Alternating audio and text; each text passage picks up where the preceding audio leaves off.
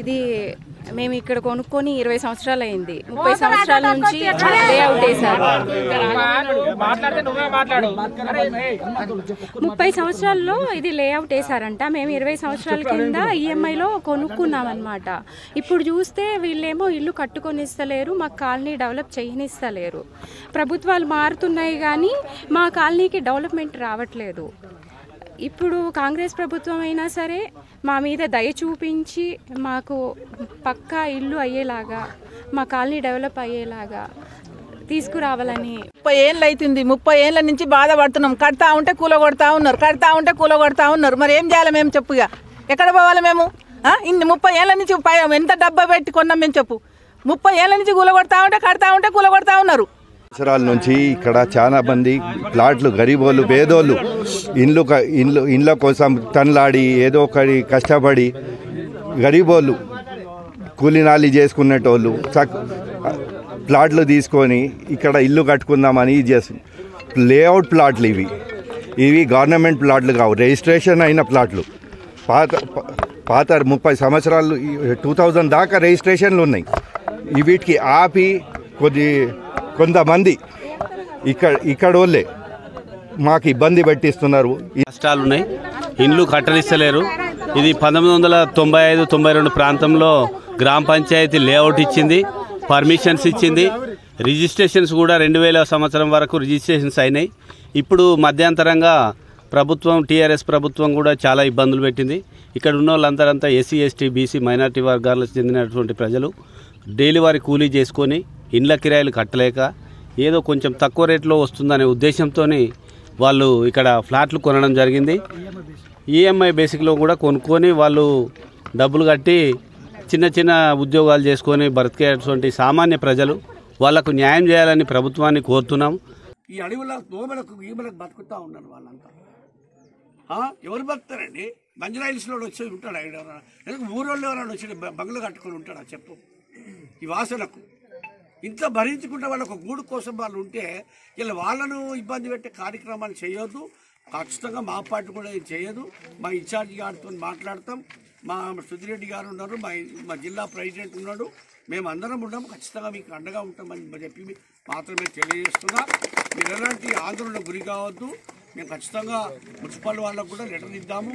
కొన్ని తెలిసి తెలియక జరుగుతాయి.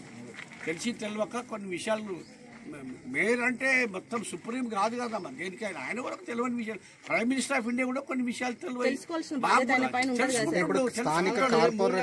తెలుసుకుంటాడు. ఎవరు అడుగుతున్నారు పేరు చెప్పమనండి. 3 లక్షలు ఎవరు అడిగారు? లీడర్ అంటే ఏ లీడర్? లీడర్ పేరుండదా లీడర్కు? నేను ఎత్తికి పుట్టిండా వాడు? కాదమ్మా, ఏ లీడర్ అయినా ఎత్తికి పుట్టిండాడు అని పేరు పెట్టింటారు కదా. అది అయ్యవా అని పేరు చెప్పమనండి. రేపు ప్రజాక్షేత్రంలో ఓడిస్తారు లీడర్ ఎవరు ఉంచారు? ఇట్లా ప్రజలకు ఇబ్బంది పెట్టిన లీడర్లు ఓట్లు పడతాయి. రేపు పొద్దున లాస్ట్ టైం ఫైనల్ ఇప్పుడు ఉన్న పట్టాలున్న వాళ్ళని ఇల్లు కట్టుకోవడానికి అనుమతులు కాదమ్మా, ఇది రిజిస్ట్రేషన్ ల్యాండ్ అంటున్నారు. ఖచ్చితంగా ప్రభుత్వం నుంచి పోరాటం చేసి ముఖ్యమంత్రితో తీసుకుపోయి మా ఇన్ఛార్జ్ మంత్రితో తీసుకుపోయి వీళ్ళకి ఇల్లు కట్టేలాగానే చూస్తాం తప్ప కూలగొట్టే పరిస్థితి ఎట్టి పరిస్థితి జరగడానికి వీల్లేదని చెప్పి మాత్రం చెప్పదలుచుకోవాలి. గతంలో పార్టీ లాగా మా పార్టీని పోల్చకండి. ఎందుకంటే మీరు చూస్తుంటే మీ బాధలు మీరు మాట్లాడుతుంటే విని నేను ఆవేదనతో ఇక్కడ దిగిన మా పార్టీని మీరు చేస్తున్నారు కదా అని. సరే, వేరే కార్పొరేటర్ ఏం నిలబడినోడు నిన్నమండి వచ్చినోడు 30 ఏళ్ళ క్రితం లేఅవుట్ అయిపోయిన నాడు పుట్టినోడు కూడా ఇలా లీడర్ అయ్యి ఇది గవర్నమెంట్ పోయి అంటాడు. అసలు దీని చరిత్ర ఎవరికైనా తెలిసి అని అడుగుతున్నాను నేను. దీని చరిత్ర ఎవరికైనా తెలిసి మాట్లాడతారా? మీరు కూడా విలేకరులు విజ్ఞతతో ఆలోచించాలి. ఎవరు చెప్పింది మాట వాళ్ళు రాస్తూ ఉంటారు. అది ఎంతవరకు సమంజసమో? మీరు అందరూ పేదల పక్షాన ప్రజల పక్షాన పనిచేయాలి విలేకరులు అంటే. వాడు ఒక గుడిసె కట్టుకుంటే వాళ్ళ దగ్గర 5,000, 10,000, 20,000, 1,00,000 ఎక్కడికి వెళ్ళి తెస్తారండి వాళ్ళు? ఖచ్చితంగా ఈ పేదలకు మేము అండగా ఉంటాం. మా మేయర్ కూడా తెలియక పాపం వచ్చినట్టుంది. మొన్న చాలా చురుగ్గా పనిచేస్తున్నాడు మేయర్ కానీ ఇంకా ఇక్కడ వీళ్ళందరూ కూడా. కానీ ఆయన ఏమైనా మిస్గైడ్ చేసి తీసుకొచ్చి ఇదంతా ఇట్లుంది అట్లుంది తెలియదు. ఆయన తప్పుడు ప్రచారం చేస్తూ ఉన్నారు. వాళ్ళు తిండి లేక తిప్పలు లేక భయంతో బతుకుతా ఉన్నారు. ఏ రాత్రి జేసీపీ వచ్చేసో గుల్లగొడుతున్నా మేము ఎక్కడ పోవాలనో పక్షుల్లాగా ఎక్కడ ఎగిరిపోవాలనో అని చెప్పి వాళ్ళందరూ బాధపడుతూ ఉన్నారు. ఖచ్చితంగా కాంగ్రెస్ ప్రభుత్వం మీకు అండగా ఉంటుందమ్మా. మీరేమీ టెన్షన్ పడాల్సిన అవసరం లేదు, భయపడాల్సిన అవసరం లేదు. కాకపోతే ఏదున్నా చట్టబద్ధంగా సరే ప్రభుత్వం అని వాళ్ళు బంద్ చేస్తే వీళ్ళు కోర్టుకి వెళ్ళి గవర్నమెంట్ భూమి కాదయ్యా బాబు అని చెప్పుకోవడానికి కేసులు నడుస్తూ ఉన్నాయి, ఆర్డర్స్ తెచ్చుకుంటా ఉన్నారు. దానికి ఎంఆర్ఓ ఊరుకో ఆమె తెలియక ఎంఆర్ఓ ఊరికి వస్తాడు, ఆర్ఐ వస్తాడు, వీళ్ళందరూ కూడా వచ్చి ఎవరు ఇబ్బంది పెడుతుంది. మీరంతా తెలిసి తెలియక మేయర్ వచ్చి స్వయాన ఆయననే ఇది ప్రభుత్వ ల్యాండ్ ఇక్కడ ఎలాంటి కట్టడాలు చేయాలి. వినండి, ఒక మేయర్ ఎట్లా మిస్గైడ్ అవుతారు సార్? అన్ని తెలుసుకోకుండా ప్రభుత్వ భూమి అని ఎలా అంటాడు? ఆయనకు ఎవరో చెప్పి ఉంటాడు, కానీ ఆయనకు వాస్తవాలు నేను చెప్పిన వాస్తవం ఇది.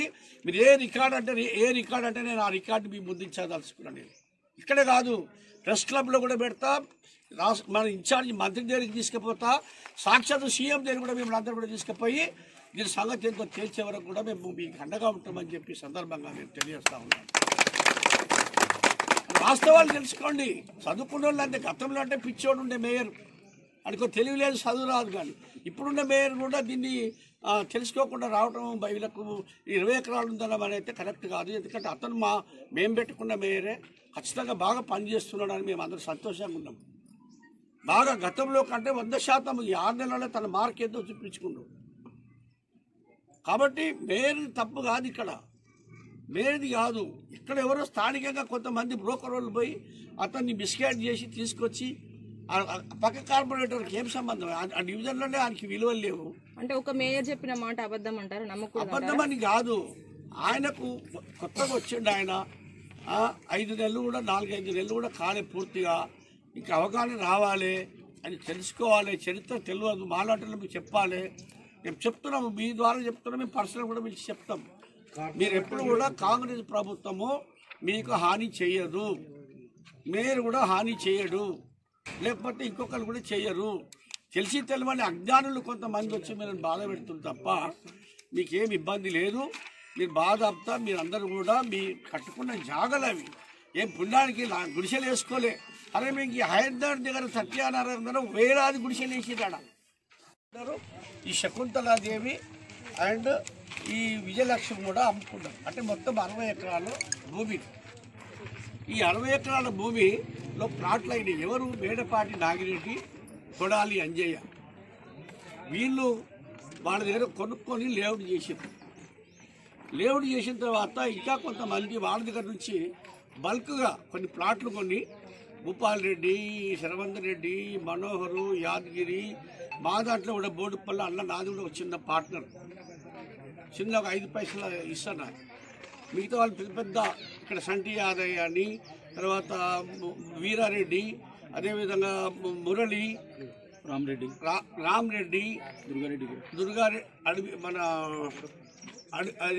అనంతరెడ్డి, వీళ్ళందరూ 15 మంది పార్ట్నర్స్. బోడుపుల్లలు కూడా 10 మంది అంటున్నారు. మొత్తం మీద లేఅవుట్ చేసారు పేదలకు. ఇక్కడ ఎంత కూడా ఏంది, 250 రూపాయలు ఇన్స్టాల్మెంట్గా కట్టుకొని కొనుక్కున్న ప్లాట్లు 250 రూపాయలు ఇలా కట్టుకున్నారు. ఈ ప్రాంతంలో ఎవరైనా ఉన్నోడు వచ్చి ఉంటాడా? ఎవరైనా బజ్రాయిల్సోడు వచ్చి ఉంటాడా? ఏమి గతి లేక, తినడానికి తిండి లేక, కనీసం ఒక గూడాన్ని ఉండాలనే ఉద్దేశంతో వాళ్ళు కొనుక్కున్నారు. ఇది ఆయన గవర్నమెంట్ భూమి కాదని ఈయనెట్లా గవర్నమెంట్ భూమి అంటున్నారు? కట్టుకోవడానికి ఎందుకు పర్మిషన్ ఇచ్చారు? చదువుకున్న వాళ్ళు అంతే, చదువుకున్న వాళ్ళు కూడా అంతే. ఆ రోజు గ్రామ పంచాయతీ నుండి పర్మిషన్ ఇచ్చినటువంటి ఆ రోజు ఉన్నటువంటి వ్యక్తులు గ్రామ పంచాయతీ వార్డు మెంబర్లుగా, ఉప సర్పంచులుగా, లేకపోతే అక్కడ ఉండి లేఅవుట్ ఫీజు తీసుకున్నారు కదా, లేఅవుట్ ఎకరానికి ఇంత తీసుకొని పంచుకొని తిన్నారు కదా. ఇలా వాళ్ళే పోయి లెటర్లు ఇస్తూ ఉంటారు. వాళ్ళే పోయి వయసు పెరుగుతుంది కానీ బుద్ధి పెరుగుతలేదు. అసలు చరిత్ర ఏంటో తెలియకుండా ఇష్టానుసారంగా మాట్లాడుతూ ఉన్నారు. కార్పొరేటర్లు వస్తూ ఉన్నారు, ఇంకొకరు వస్తూ ఉన్నారు. ఆ మల్లారెడ్డి ఒక పిచ్చోడు, ఆ మల్లారెడ్డి మాజీ మంత్రి, ఆయన వచ్చి ఒక చెట్టు పెడతా అంటాడు. 20 ఎకరాలు ఇక్కడ ఖాళీగా ఉందంటే ఎక్కడ ఖాళీగా ఉందని అడగదలుచుకున్నాడు. ఒక సెంటు భూమి ఖాళీగా ఉందా చూపిస్తారా? సరే, తర్వాత ప్రభుత్వము ఎవరో ఇట్లనే కాంప్లైంట్ చేసి అక్కడ ఎస్సీల కేసు నడుస్తుంది కాబట్టి దాంట్లో ఇది ఇంక్లూడ్ చేసి దీన్ని కూడా ప్రభుత్వ భూమి అనేది ఒకటి చెప్పుకుంటూ వచ్చింది. ఇప్పుడు అన్ని చెల్లినప్పుడు పులకల్ల బాలయ్యేది కొన్నారు, వీళ్ళే లేఅవుట్ చేసిర్రు, ఊరోళ్ళే. అసలు అంశాలు 5 ఎకరాలు లేఅవుట్ చేసిర్రు వీళ్ళే. ఈ వాళ్ళ భూమిని గవర్నమెంట్ కానప్పుడు ఈ భూములు ఎట్లా గవర్నమెంట్కి అవుతాయి? ఎందుకు వీళ్ళని ఇబ్బంది పెడుతున్నారు మీరు? వీళ్ళకు రోడ్లు లేవు, డ్రైనేజీ లేవు, తాగడానికి నీళ్ళు లేవు. అరే పేదలే వాళ్ళు, ఎదురు మాట్లాడలేని మూగజీవులు వాళ్ళు. ఆ మూగజీవులను పట్టుకొని మీరు ఎట్లా వీళ్ళను ఒక్క గుడిసె కట్టుకోవాలంటే ఇలా ఒక్కొక్కడు 3 లక్షలు పెట్టుకోవాల్సి వస్తుందంట లంచాలు. అది పేపర్ వాళ్ళు లేకపోతే ఇంకొకరి మరి ఇంటర్మీడియట్ దాకా ఆటో నడిపినోడు వాడో వీళ్ళేకరంట. ఎక్కడ జర్నలిజం చేసిండో నాకేం అర్థం కాలేదు. ఇవన్నీ ఒక పేదవాడి దగ్గర 3-4 లక్షలు వసూలు చేసుకుంటే వాళ్ళ జీవితాలు ఏమైపోవాలి? మీరు అంటూ ఉంటారు కాంగ్రెస్ పార్టీ ఎప్పుడు కూడా ఆ విధంగా చేయదు. కాంగ్రెస్ ప్రభుత్వం ఉన్నది పేదల పక్షాన, టీఆర్ఎస్ ప్రభుత్వం పేదలకు వ్యతిరేకమైన ప్రభుత్వము. ఇందిరమ్మ ఇళ్ళ పేరు మీద మీకు అందరికి ఇల్లు వచ్చేలాగా ప్రయత్నం చేస్తాం, మేము అందరం ఉన్నాం. మీకు తొందరపడి మీరు నిర్మాణాలు చేసుకోకండి, ప్రభుత్వం నుంచి క్లియరెన్స్ వస్తుంది. అంతేగాని ఇందిరమ్మ పేదవాడికి ఇల్లు ఇచ్చింది, లోన్లు ఇప్పించింది, ఇల్లు కట్టింది. ఆమె పేరు మీద ఉన్నటువంటి రేవంత్ రెడ్డి గారి ప్రభుత్వం ఈ రోజున పేదల పక్షపాతంగా పనిచేస్తూ ఉన్నది.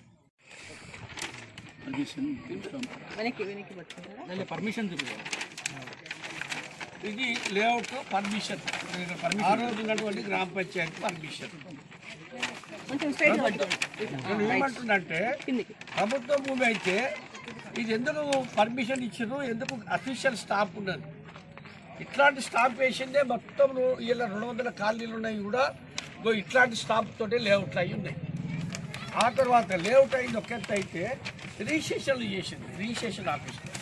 అది రిజిస్ట్రేషన్ డాక్యుమెంట్, ఇంకో ఇది రిజిస్ట్రేషన్ డాక్యుమెంట్, సేల్ డీడ్స్. ఇది రిజిస్ట్రేషన్ ఆఫీస్, ఇది కూడా గవర్నమెంట్ ఇదే కదా ఆఫీస్.